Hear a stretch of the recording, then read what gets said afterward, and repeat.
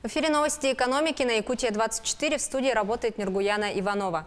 Правительство Якутии подписало соглашение о сотрудничестве с Фондом развития Дальнего Востока и Байкальского региона и с государственной корпорацией развития Web.рф. Республика стала первым регионом в России, который заключил соглашение о финансировании социального эффекта. Ключевым отличием является то, что объектом финансирования станут не затраты, а конкретный результат для граждан. В качестве пилотного для страны проекта было выбрано развитие системы школьного образования Хангаласского района. В результате работы, которая в следующие 3 года будет проведена экспертами Высшей школы экономики, должно быть обеспечено реальное повышение качества обучения. Эффективность проекта будут измерять повышением баллов ЕГЭ и ОГЭ, а также количеством учеников. Подписание соглашений прошло в рамках работы Петербургского международного экономического форума.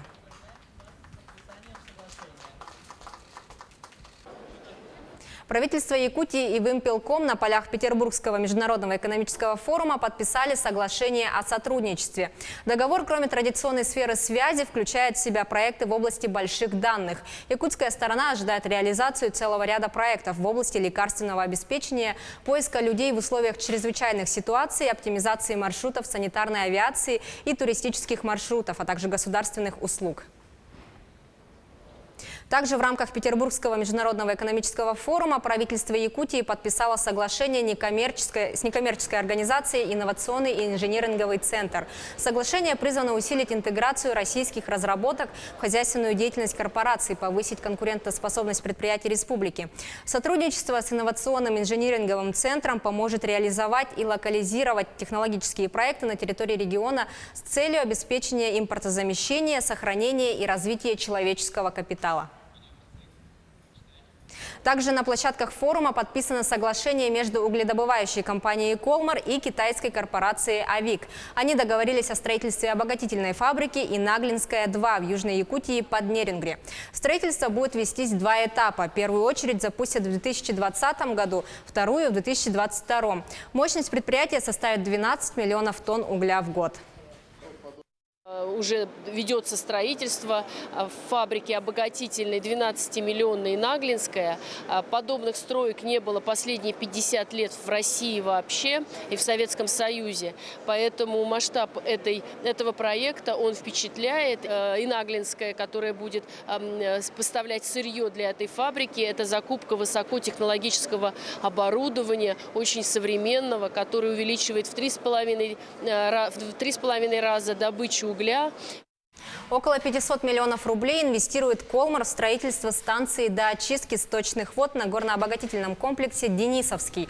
В целях снижения негативного воздействия на водные объекты сточными водами ГОК «Денисовский» совместно с партнером выполняет комплекс работ, направленный на проектирование, поставку оборудования и, собственно, строительство станции доочистки шахтных вод. Реализация проекта, которая будет осуществлена в середине 2020 года, существенно повысит экологическую безопасность комплекса. Вот станции в эксплуатацию обеспечит повышение качества воды, сбрасываемой в ручей Дежневка. За 5 месяцев 2019 года компания «Железные дороги Якутии» перевезла по железнодорожной линии Беркакит-Томмот 2 миллиона 800 тысяч тонн грузов. Рост объемов перевозок по сравнению с аналогичным периодом прошлого года отмечен почти по всем номенклатурным группам. Общий грузооборот составил более 285 миллионов тонн на километров, что на 14% выше, чем в 2018 году. Объем перевозки грузов по участку Томмот-Нижнебестях составил 327 тысяч тонн, что на 23% выше уровня прошлого года. Алмазодобывающая компания «Алроса» впервые опубликовала предварительные расчеты по проекту строительства нового подземного рудника «Юбилейный». Как следует из презентации компании, добыча на руднике может начаться в 2032 году. Уровень добычи – 2 миллиона 300 тысяч карат в год. Запасы подземного рудника «Юбилейный» оценены более чем 43 миллиона карат. Оценка будущих капиталовложений в проект строительства рудника – около 72 миллиардов рублей. Отметим, что все цифры являются предварительными. Что касается рудника «Мир», то в презентации компании написано, что добыча на «Мире» может возобновиться в 2031-2032 годах. Оценка будущих капиталовложений в проект восстановления около 73 миллиардов рублей. Запасы месторождения «Мир» насчитывают более 68 миллионов карат. Уровень добычи 3 миллиона 800 тысяч карат в год.